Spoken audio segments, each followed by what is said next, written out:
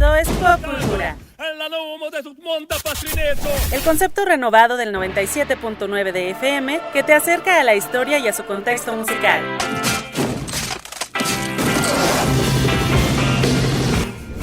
La historia de la humanidad no es aburrida si se cuenta a través de una canción.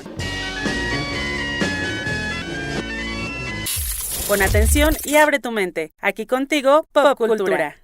Episodio 6. Los años que nos marcaron. 1968. 1968 se convertiría en uno de esos años que por la magnitud de los acontecimientos se profetizaban como el fin de la civilización, como en ese momento la conocíamos, momentos de rabia, de tensión, de rebelión, que acabaron por marcar para siempre la historia de la humanidad, que a partir de ese momento ya no sería la misma. Riders on the storm. Riders on the storm. I have a dream that one day this nation will rise up and live out the true meaning of its creed. We hold these truths to be self-evident, that all men are created equal.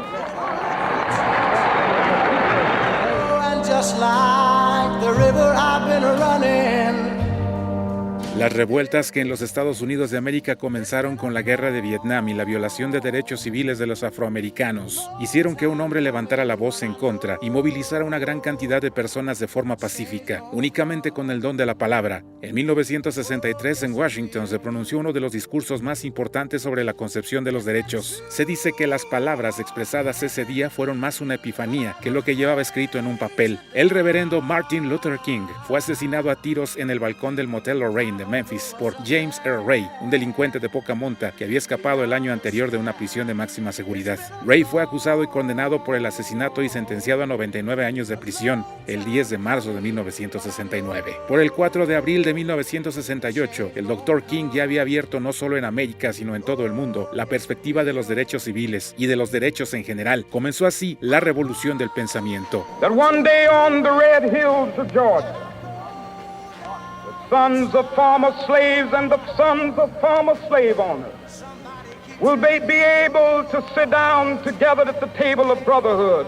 I have a dream. It's been a long time coming, but I know a change gonna come.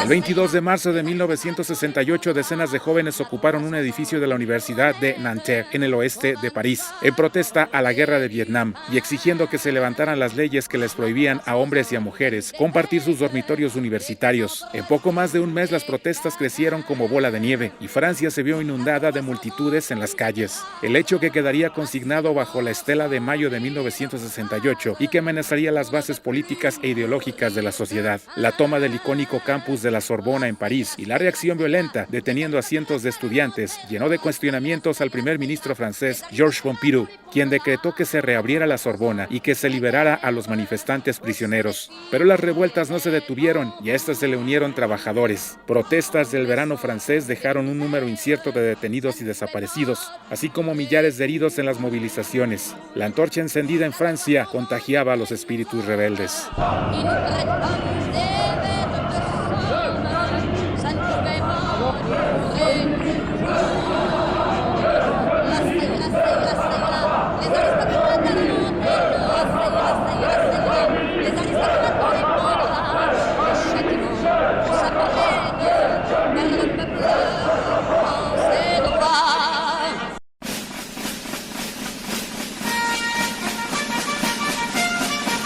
En 1960 a la Ciudad de México se le da la sede de los Juegos Olímpicos 1968, que se celebrarían del 12 al 27 de octubre, para lo cual se creó la Ciudad de los Deportes, complejo que el entonces presidente Gustavo Díaz Ordaz creó para albergar a los visitantes. México no escapó a contagiarse de los conflictos internacionales, las supuestas amenazas comunistas y del espíritu de la Revolución Cubana.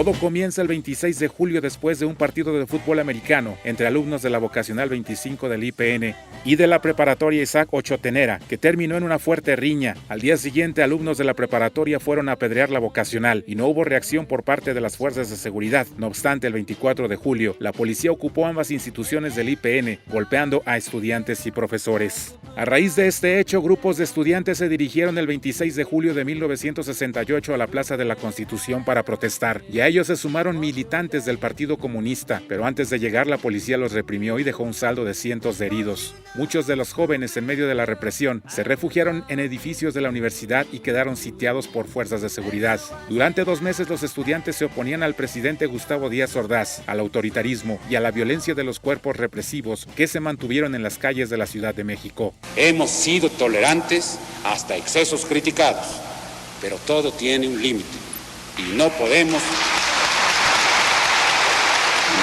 podemos permitir ya que se siga quebrantando irremisiblemente el orden jurídico como a los ojos de todo mundo ha venido sucediendo.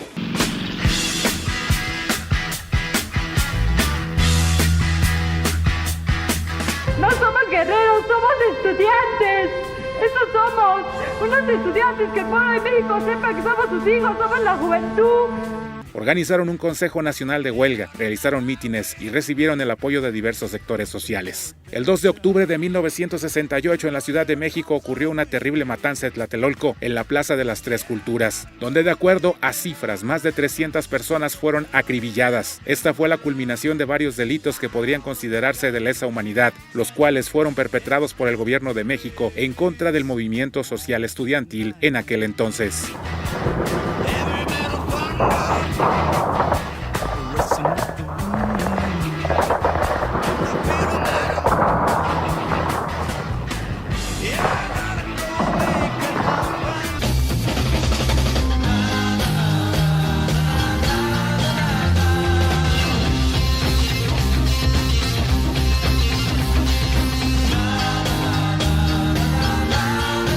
Menciona centenares de muertos.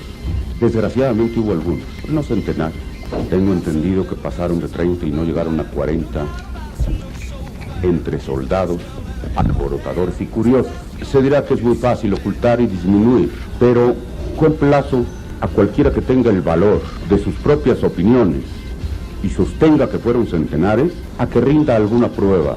El año de 1968 se caracterizó por las detenciones masivas arbitrarias e ilegales, así como la planificación detallada y el alto grado de entrenamiento de las fuerzas represivas que participaron en los hechos. Así lo han calificado los sobrevivientes de ese movimiento, quienes exigen a los responsables que se les juzgue por el acto de genocidio. Podrán decir, como se ha dicho en otras ocasiones, que se hicieron desaparecer los cadáveres, se sepultaron clandestinamente, se incineraron. Eso es fácil.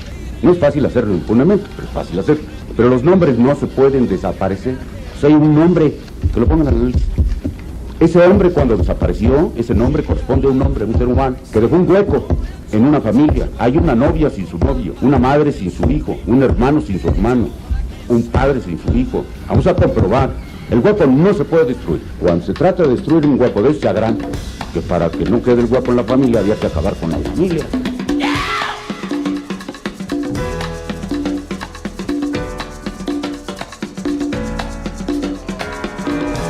Basada en la novela El Maestro y Margarita de Mikhail Bulgakov, la canción Sympathy for the Devil o Simpatía por el Demonio de la banda inglesa The Rolling Stones retrataba fielmente los acontecimientos de 1968. Lanzada proféticamente ese año, relata las acciones más desencajadas de la historia de la humanidad y hace suponer que la mano del demonio estuvo presente desde la crucifixión de Jesucristo, el asesinato de la familia Romanov, la Revolución Rusa, hasta el asesinato de Kennedy. Se podría decir que Sympathy for the Devil es el escalofriante soundtrack de los sucesos que comenzaron a despertar una sociedad que ya no deseaba estar callada.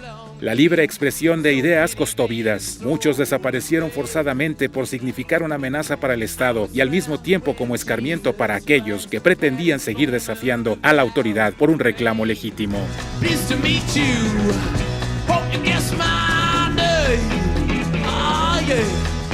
But what's puzzling you is just the nature of my game. Stuck around St. Petersburg, when I saw it was the time for a change. Killed us all and his ministers. Si deseas escuchar de nueva cuenta esta historia, visita www.cisart.org, descárgala para que la escuches cuando quieras.